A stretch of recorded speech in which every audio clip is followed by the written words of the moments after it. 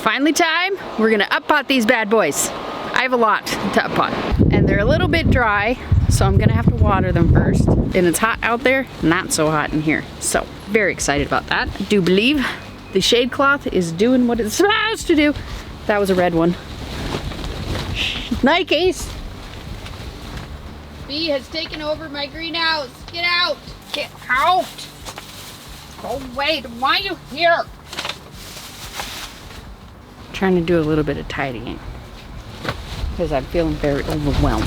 When you don't have a hook and you don't want to ruin shade cloth vice grips.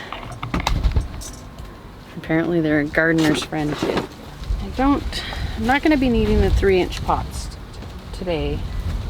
Possibly not even this season, so get out of my greenhouse, bees! There's big red ones. I can tolerate the other kinds, but the big red waspy nasty ones, I just can't. I just can't. I feel like these are like 4-inch pots. I don't think they're 3-inch pots. That says it's 90 degrees in here.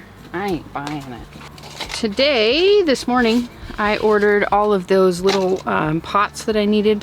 A Grower's Solution seems to be one that makes a good one at a reasonable price in bulk. So I ordered from Grower's Solution. No affiliation, no sponsorship. Although, Grower's Solution, if you are watching this, hit me up. Anyways, I'm just kidding. The way I'm looking at it, I can up-pot as much as I can today. I'm giving myself 2 hours to get stuff done. I should say, I'm giving myself 2 hours in the greenhouse to get as much up-potting done as I can in 2 hours. I'm just gonna crank the music, got my headphones going. I'll bring you guys along so we can just kind of zip through it. I'm putting all my old tags in a cup, so it is no longer scattered about willy-nilly all over the place. Get out of my greenhouse! Don't like the red ones. I got it tidied enough that I can tolerate it. Water. I need water. It's go time.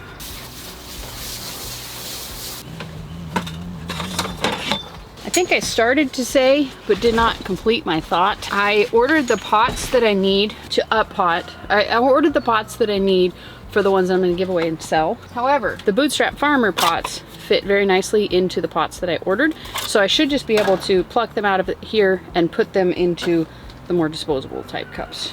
And those cups were, it was $800 for, I think total including tax and shipping, it was like $128.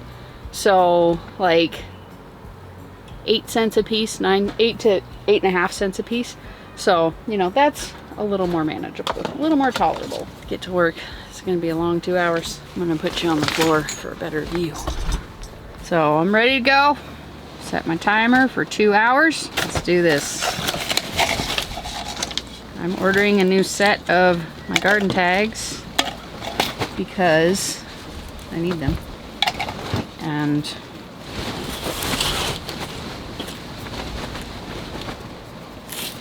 that's why.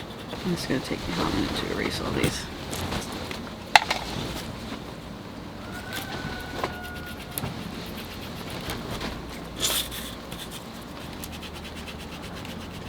I've been out here for about 3 hours. I did not listen when my alarm went off.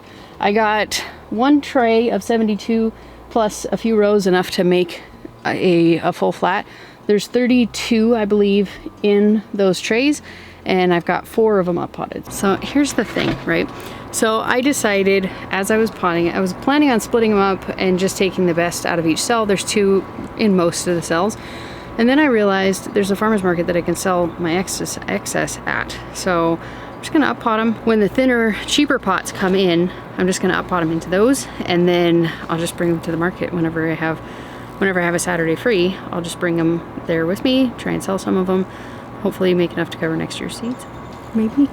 Yesterday, very surprisingly, I was able to get through all of the tomatoes that are ready to transplant.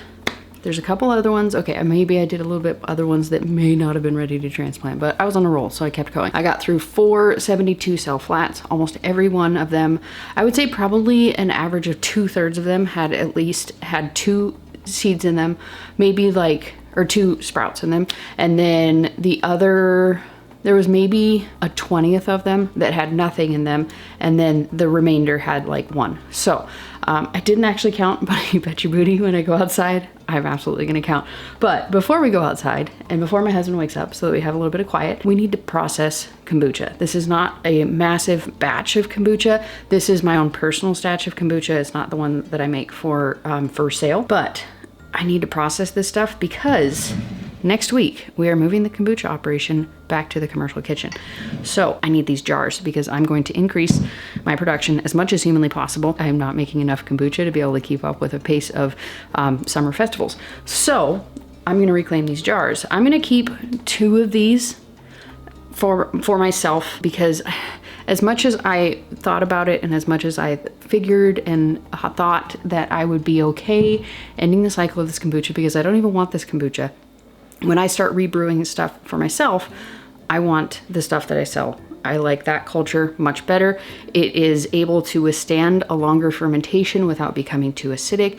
It becomes like pH acidic, but it doesn't become flavor acidic. Like it's really hard to explain how that works, but I just enjoy that other kombucha much better. But just in case of emergency, you know, I really want to make sure that I still have this stuff. So I'm going to come up based on how many I have. I'm going to do either 1 or 2 SCOBY hotels, and I'm just going to leave it in the room and change it out like every 6 months. That way I have it on reserve if I need it, but it's not something that I intend to consume. Back in like February, I made the decision to just do carnivore plus ferments.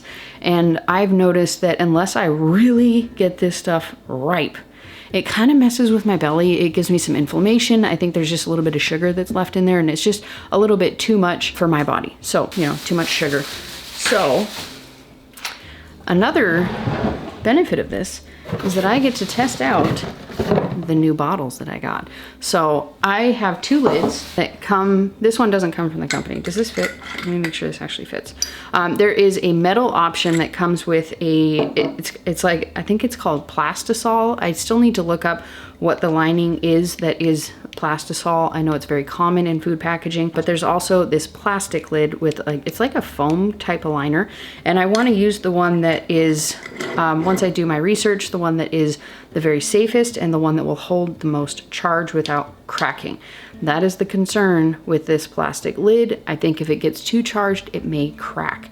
And then, you know, you can't even use it because if it cracks, it's open to the outside world. It's no longer sealed and it's no longer untouched. So if this lid cracks, I have to throw the bottle away. This one, metal lid, not likely to crack. And I tried to find out what the metal was in here. However, even on their website, it does not say. It just says metal coated with plastisol.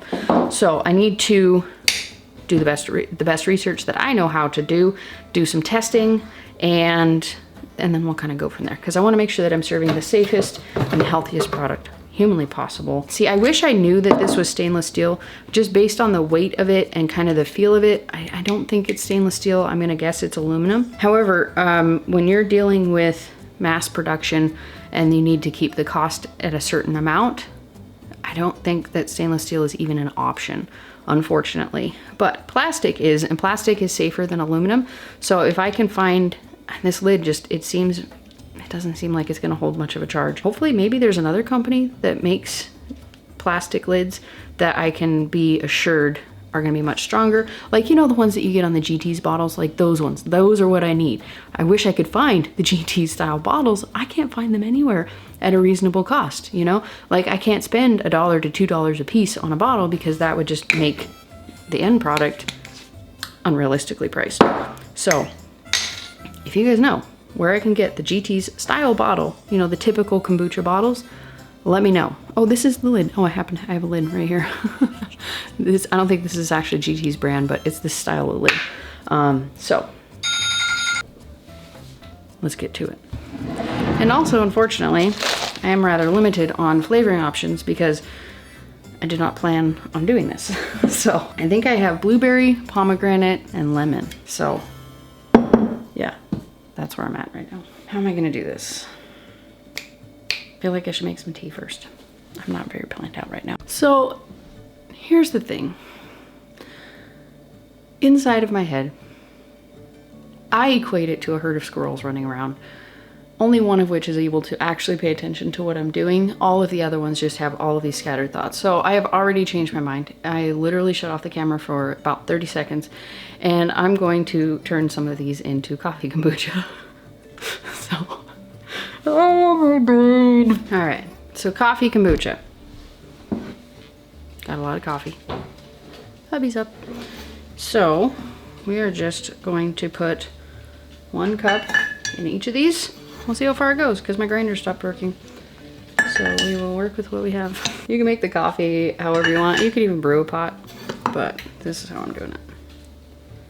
Because trying to brew 8 gallons of coffee is gonna take forever. It's like it's gonna be short by 1. Maybe by the time we're done, the coffee grinder will be done taking a break. We'll see. All right. Now that the water's hot, my grinder has resumed services. I'm just gonna brew this for like a half hour.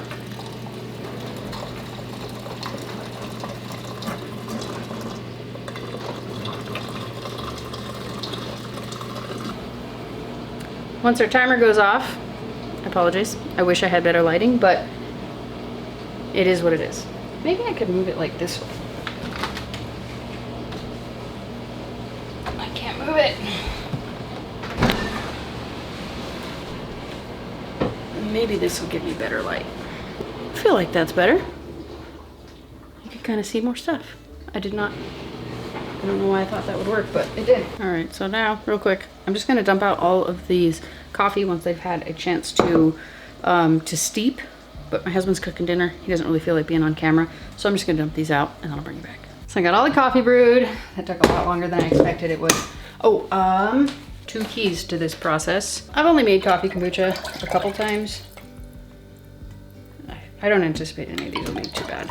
They've been sitting for a hot minute because the 1 cup of coffee that I did here per gallon just wasn't, I felt like it wasn't enough. So I had to brew another batch and wait. And yeah, they're fine.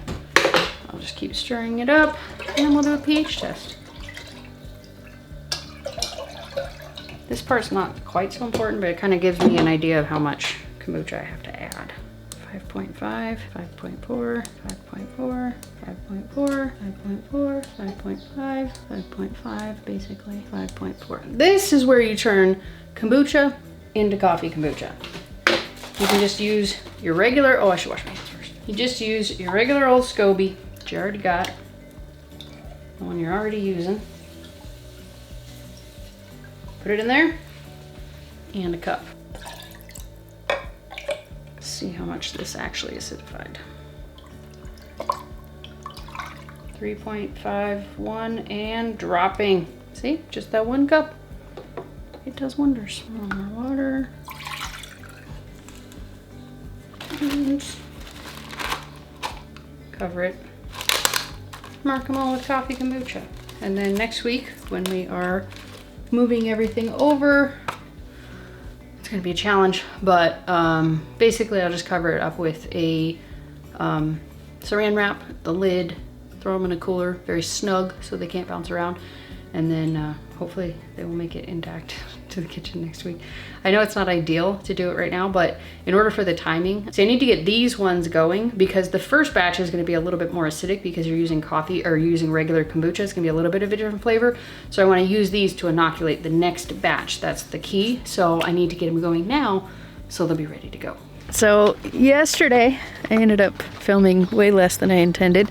It was just a busy day, lots of stuff going on in the kitchen, around the house, and just filming was kind of not really possible. But I did end up getting 8 gallons of the coffee kombucha done. I got my 2 SCOBY hotels, and I got all the leftover kombucha that was not turned into new kombucha. I got that bottled up. So today I got something I'm very excited about, and I'm going to share it with you. I picked it up while I was in town today. It's something that I've been wanting for a long time. Well, not a long time, a couple months. got a full-size stirrup hoe, or action hoe, depending on what you call it. I call it a stirrup hoe. This is a double action weeder hoe, but I'm very excited. So we're gonna go test it out, see how it does against the garden sorrel, which has roots from the pit of hell. It's hard to say whether garden sorrel or plantains have worse roots, because the plantains just go super duper deep and it's like one taproot, but garden sorrel just spreads like crazy and it spreads through the rhizomes. So, oh, before we go out in the garden, test this sucker out, I'm gonna show you what we did the other day with all of our tomatoes. I did count. It is 358 or 59. But most of them are doing pretty okay. Some of them are very obviously lacking and need of more moisture. So it's a challenge to moisturize them on this homemade table because it's not exactly straight. So I think I'm gonna have to transfer them and kind of just fill up this table, water them, let them soak in, put them back. So I think that's probably what I'm gonna do. But I wanna test out my action hoe first, because I need to see how it does against the sorrel, because this stuff, seriously, it's like the worst weed humanly possible. I went out here and I tried to do some weeding. I did I did this much in an hour. That's it.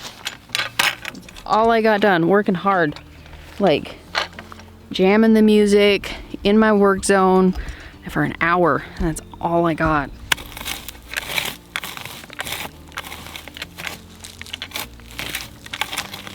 My soil sucks.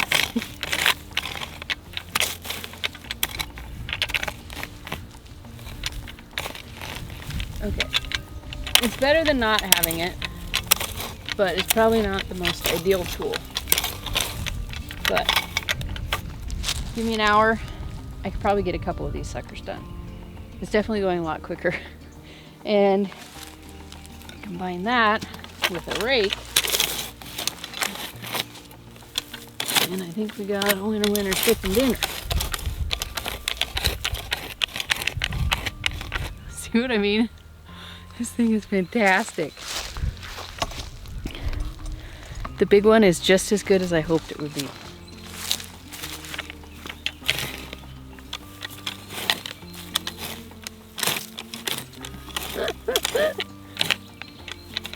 I like it. Is this gonna kill everything and nothing is gonna grow back? Of course not. It's gonna grow back. But it'll buy me a couple months.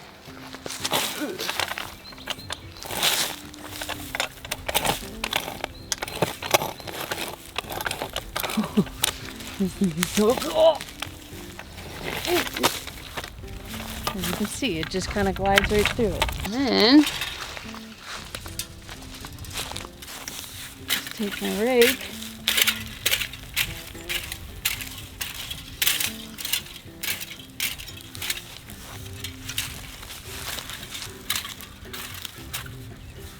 I'm kind of regretting not buying. When I was at the Baker Creek Festival in April, there's a gal there, or a family, who sells compost sifters that fit perfectly on wheelbarrows for like 50 something bucks. I'm gonna buy one in May. There's another festival in like 2 or 3 weeks. I'm gonna get one. And you run this thing through that compost sifter, you bet your booty. That's all you really need. So, okay. Now I know it at least works better than what I was doing before. So that's all I really cared about. So I need to go water those things. I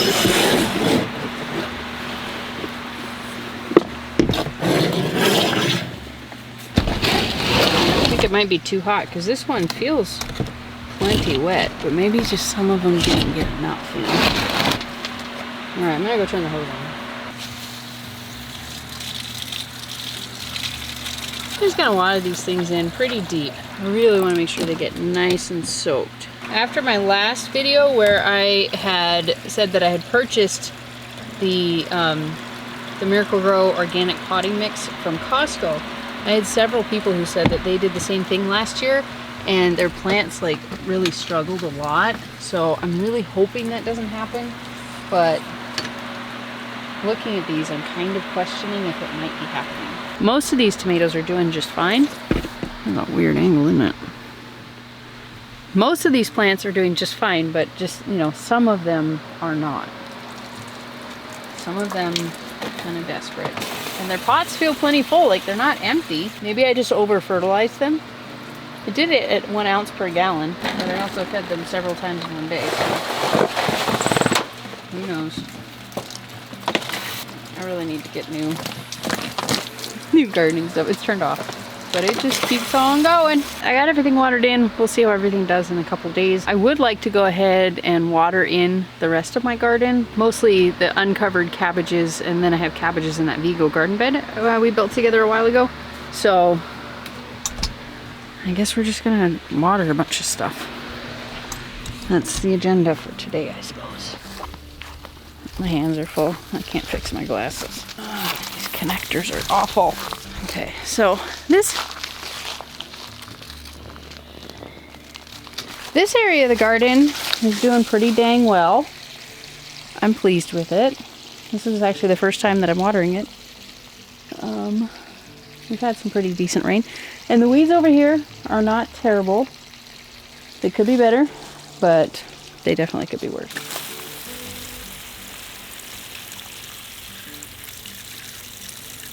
Well, I guess my camera timed out, but I got all the cabbages watered. And now we're gonna head over and water the cabbages that are in the Vigo garden bed, because I also have not watered that in a very long time.